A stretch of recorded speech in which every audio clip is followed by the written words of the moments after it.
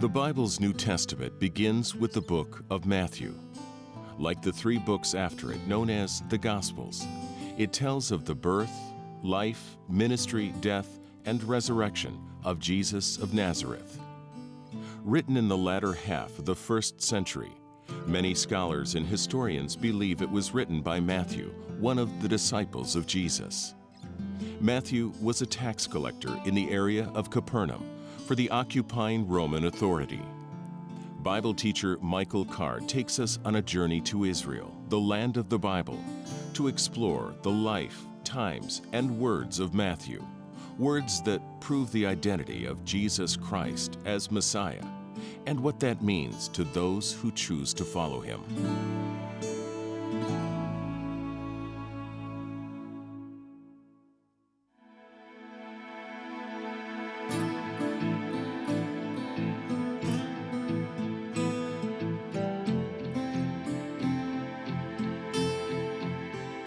The type of mount a conquering king rode upon entering a defeated city was a clear sign as to that city's fate. If he was riding a war horse, that meant he was coming in judgment. If he was riding a donkey, that meant he was coming in peace. It's not likely that the king is going to do too much fighting from the back of a colt. Jesus is not coming in judgment. He's coming to submit himself to suffering the penalty of the judgment of the world's sin. 33 years ago, upon his birth, it was said that the whole city was troubled by Jesus' coming. Now the whole city is shaken by his appearing. The newborn king that Herod the Great had so feared and tried to kill has returned, appropriately enough, to die.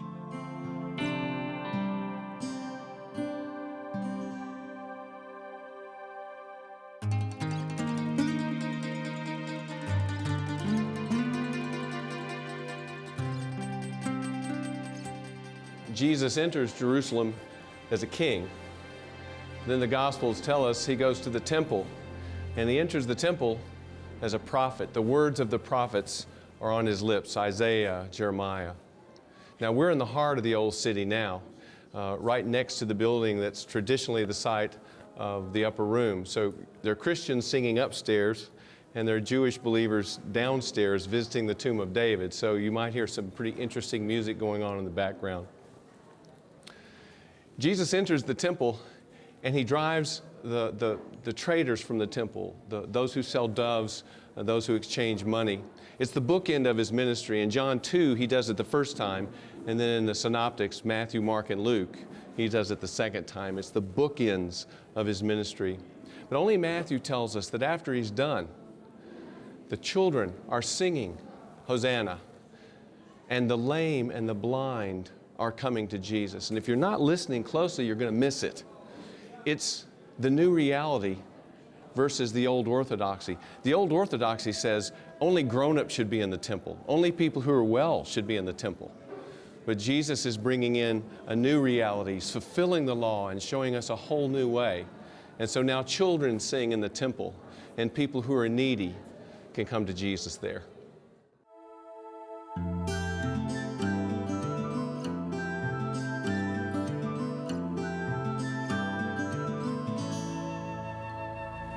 We're here amidst ruins outside the walls of Jerusalem.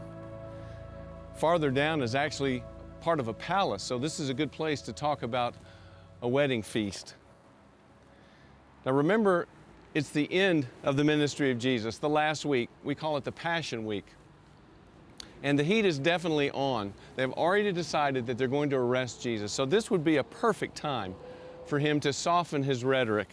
But if you know Jesus, He doesn't pull back. He's always pushing. He's always pushing. So he tells a story about a wedding. Someone's getting married, but not just anyone. The son of a king is getting married. And so you can imagine a royal wedding that involves the whole country, something like William and Kate getting married in England. The whole country celebrates this sort of wedding. The invitations go out. The elite are invited, of course, that's who you would expect, and the elaborate preparations, mountains of food, even wedding garments, because in this day, when you come to a wedding, they give you a new robe to put on. So it's an unbelievable feast. But then one by one, the elite start sending their excuses. They're not coming to the wedding, which is a serious insult to the king. And he is justifiably furious. So what does he do? There's a mountain of food waiting. There's a wonderful feast. He tells his slaves to go out, beat the bushes, as it were, and collect the people of the land, the Am Haaretz, the Bible would call them. The lowly, the poor, they come in to this feast, a feast unlike someone like them. They've never seen a feast like this before. Now remember, Matthew is talking to a group of people who need an identity. Their identity is being stripped away from them. They want to know who they are. And so Jesus tells this amazing parable about the son of a king who's going to be married. And he lets the listeners know that they are going to be invited to this feast. They are part of a kingdom of which Jesus is the king. The heat is on from the Jewish leaders as Jesus comes to the end of his journey to the cross at Jerusalem. The chief priests, Sadducees, and Pharisees cannot get their minds around a Messiah who speaks of love and a kingdom of which they are not the masters. They refuse to follow a man who doesn't obey their rules. Jesus is not the Messiah they want or need to get themselves out from under the power of Rome. And Jesus' message of a superior view of the Scriptures and of his oneness with God to them sounds like insanity.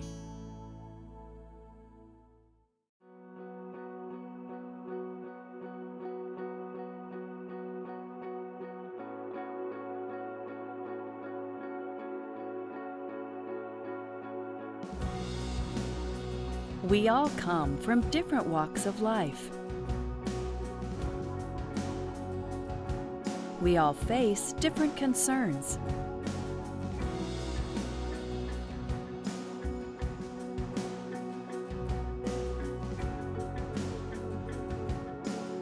But there's a place we can all turn to find hope and encouragement for our lives.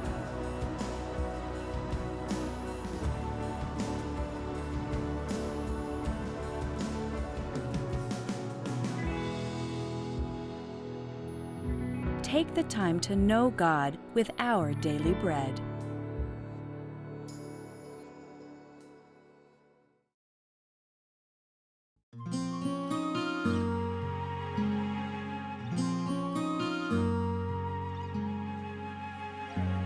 We're now outside the southern wall, the old city of Jerusalem. Behind us are all kinds of excavations going back centuries.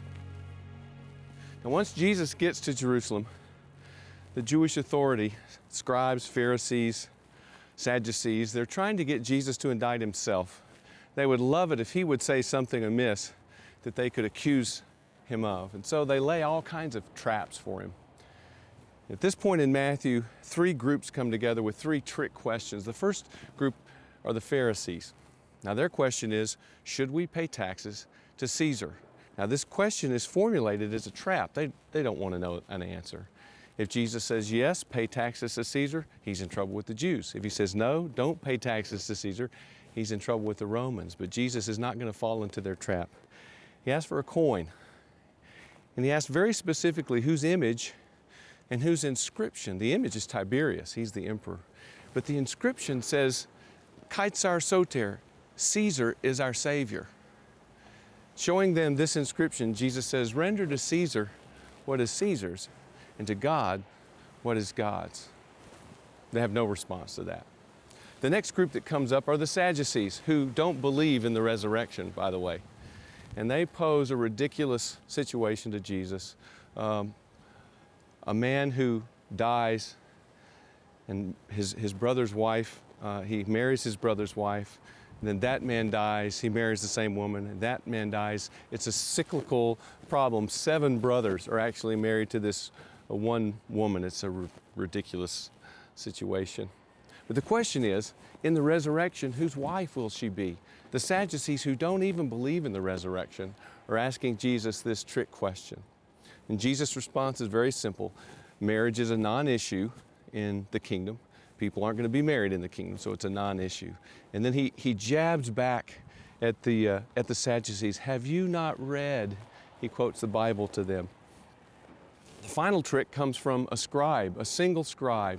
And this man is an expert in the law. And he asked Jesus probably one of the most debated questions. What's the greatest commandment? Now they've expanded the commandments to include 613. So it's a really hard question. Once again, I think Jesus more sincere. I think this scribe is maybe really wondering what the answer to that question is. And Jesus responds to the one question with two answers that are really one. He quotes the Shema, "Hear, O Israel, the Lord our God, the Lord is one. Love the Lord your God."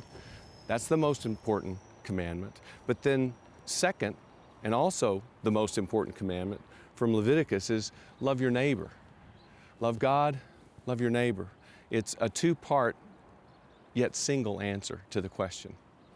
So they've tried to trick him, they've tried to trap him, and they can't do it. And Matthew gives us not a single hint of a response from any of these groups. The reason being, there wasn't anything they could say.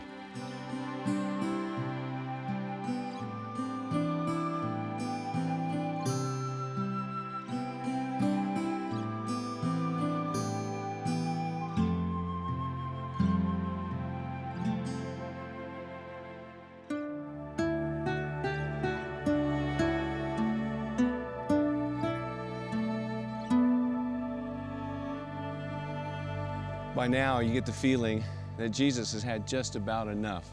He's tired of the traps, he's tired of the trick questions, and so he's going to set a trap of his own, and it is a beautiful trap. He begins with an easy question and follows with an impossible question. So he asks the legal experts, whose son is the Messiah? Well, that's an easy answer. Everyone knows that, David. So they get that answer correct. Then Jesus refers to a passage in Psalm 10. He says, so then, how does David call him Lord? Now, in their world, a father would never call his son Lord. So it's a more effective trap to them than it seems to us today. But they are speechless. And from that point on, we're told they don't ask him any more questions.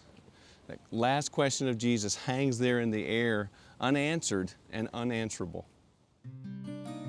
In chapter 23, we will see Jesus at his most emotional in Matthew's Gospel, from disgust to rage to lament. His presentation of the woes pronounced against the Pharisees is by far the longest of all the Gospels.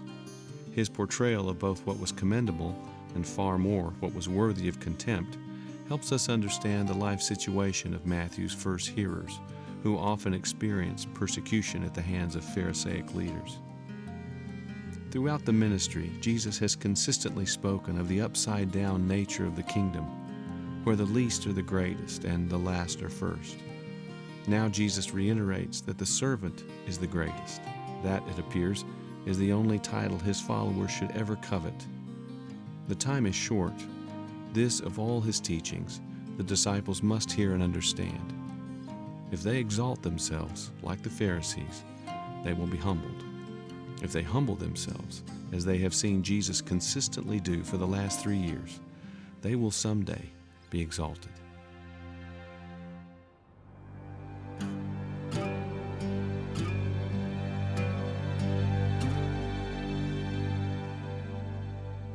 Remember that Jesus' world, the world Matthew is written in, is a world that's dominated by rabbis, by Pharisees.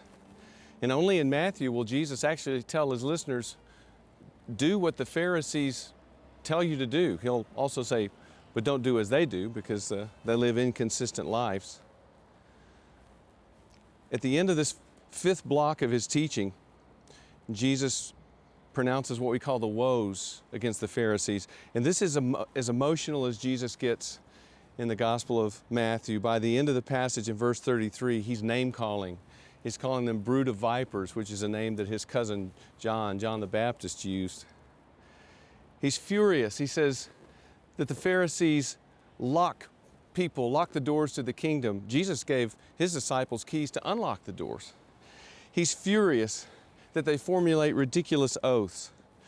But most angry is Jesus about the fact that the Pharisees, whose forefathers killed the prophets, build their tombs, and in a way they're supporting the horrible things their forefathers did.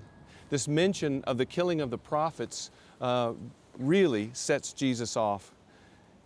And he gets in their face and he dares them. He says, finish the work that your forefathers did. Jesus is daring the Pharisees to kill him. It doesn't just happen. You go out day after day, week after week, month after month. Discipline is necessary for physical and spiritual growth. Sometimes it feels great. Other times, it hurts. But you keep at it.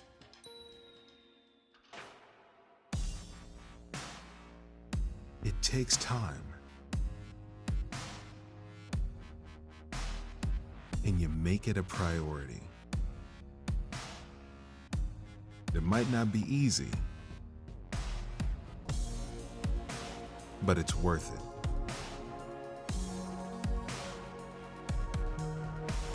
Our Daily Bread can help you connect with God daily. Visit odb.org/fitness to learn more.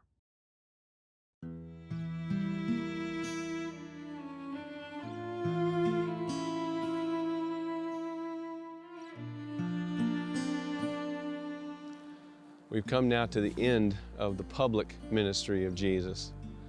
He's pronounced the woes against the Pharisees. He's exhausted his anger. So after the woes comes the lament. After the anger come the tears. And in his prophetic imagination, Jesus sees this city destroyed by Titus, the Roman general. He sees what Josephus describes, piles of human corpses, cannibalism, unimaginable suffering, and he begins to weep. Earlier, as the prophet, Jesus has spoken the words of God. That's what prophets do. But now he becomes much more. He weeps the tears of the Father.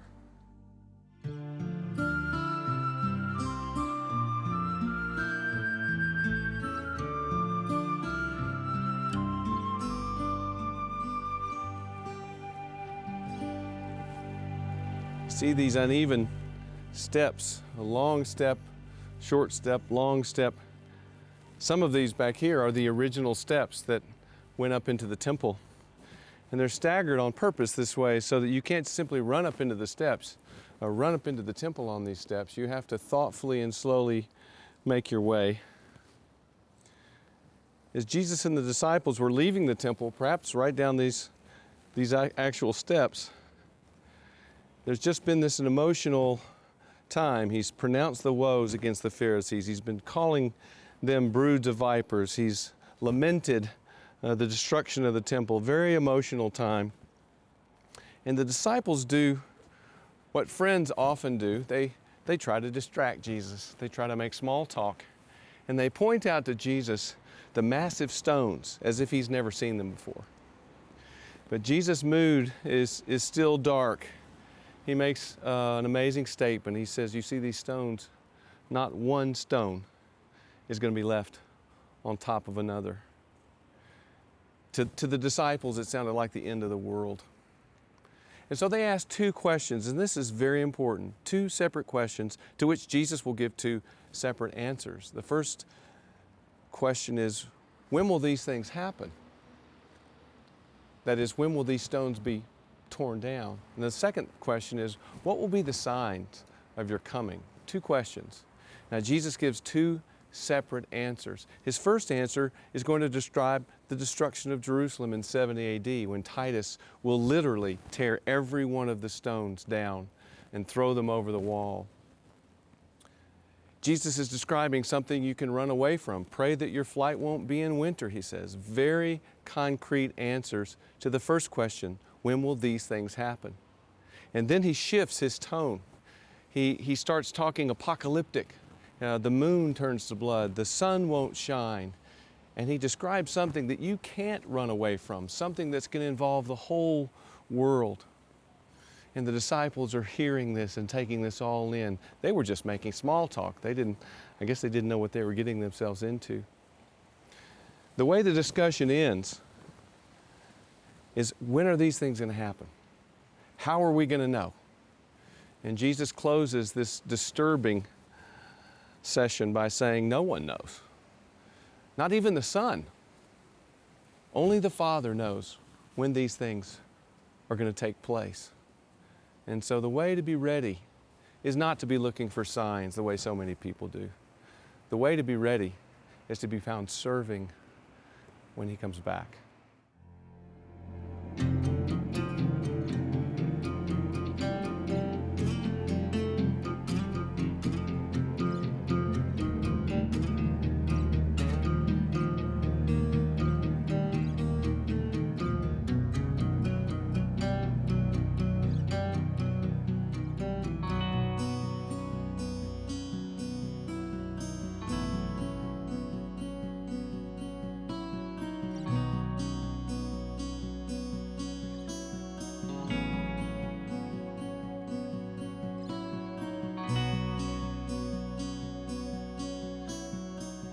If you take the time to read Josephus' account of the siege of Jerusalem in books 5 and 6 of his The Jewish Wars, you will appreciate Jesus' words in verses 21 and 22.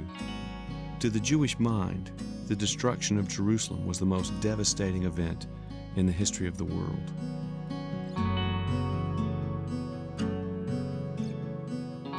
Jesus repeats his warning about false and deceiving messiahs who may even be able to perform miracles.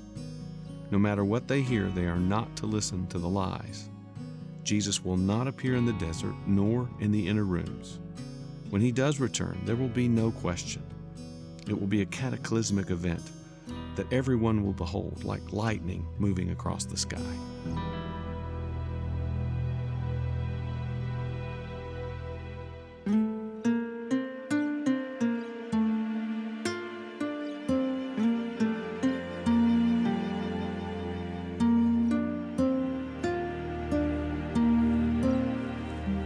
This is an actual first century pavement.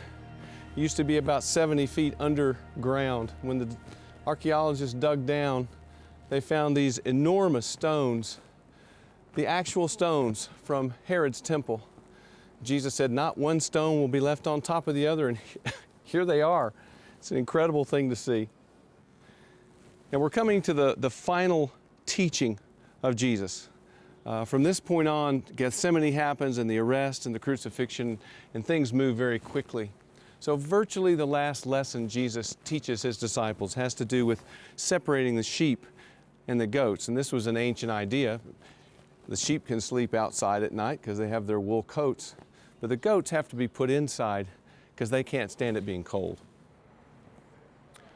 What happens next is a huge picture, a dazzling picture. The Son of Man comes, Jesus comes, and attending him are thousands of angels. It's the end time, and the separation is about to begin.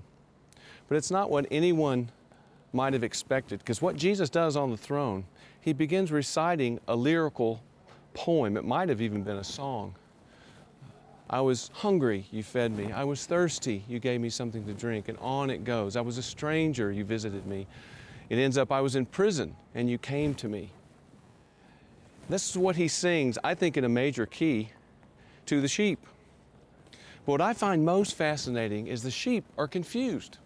They respond, when did we ever see you a stranger or hungry or thirsty, all these things? And Jesus responds, whenever you did it to the least of these, you were doing it to me. But then the tone shifts and Jesus sings the song again, virtually the same lyric, the identical structure. He turns to the goats and he begins to recite, or perhaps to sing, I was hungry, you didn't feed me. I was thirsty, you gave me nothing to drink. And on the song goes. And this group of people are confused as well. I think it's fascinating that both groups are confused. They say, when did we ever see you hungry, thirsty, a stranger in prison, all these things?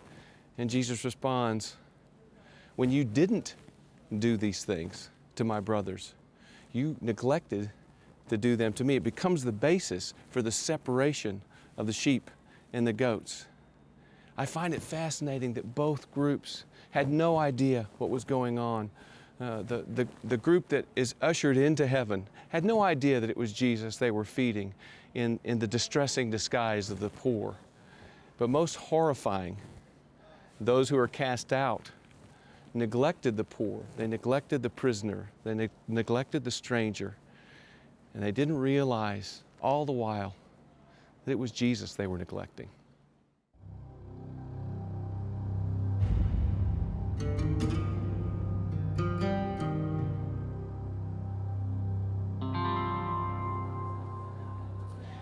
It's evening here in the old city of Jerusalem. You can see people making their way home. It's getting dark. In all the Gospels, Judas is a dark mystery. But Matthew shines more light on his character than any of the other Gospels. People love to speculate about Judas' motives, but Matthew makes it clear. Judas goes to the high priest and asks, "What will you give me if I hand him over to you?" Now we're told that he's paid 30 pieces of silver. In Exodus 21, that's the base price of a slave. About $5,000, you can figure it that way. So an interesting financial exchange takes place during Passion Week. Early in the week, we're told that Mary anoints Jesus' head with $20,000 to $30,000 worth of perfume. She pours that perfume out on the ground. Judas, on the other hand, he makes a profit of $5,000.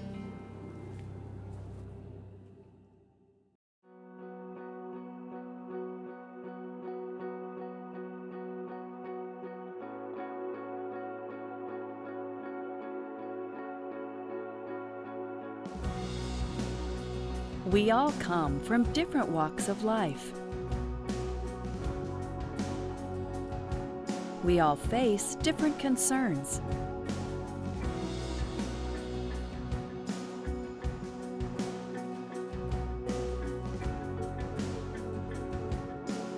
But there's a place we can all turn to find hope and encouragement for our lives.